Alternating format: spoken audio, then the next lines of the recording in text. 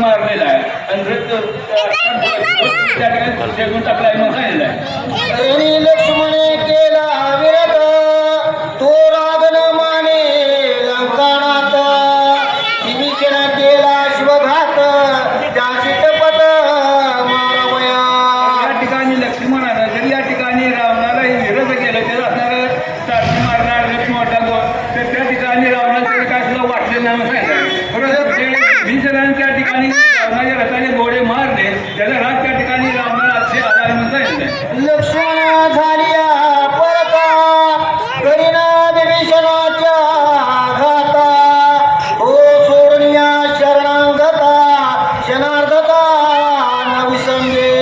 रावण काय करतो आता लक्ष्मण ह्या विभीषणापासून थोडा वेळ दूर गेला तर विभीषणावर मी या ठिकाणी शक्ती टाकून त्याला बाण टाकून त्या ठिकाणी मी मारेन परंतु असणार हा लक्ष्मण शरणागत विभीषण आहे तर त्याला सोडून थोडंसं इकडे तिकडे जात नाही सांगितलं आहे. धीरनाधरीच रावण परता नव्हे ते लक्ष्मण विभीषणावरी आपण अति निर्वण मांडले.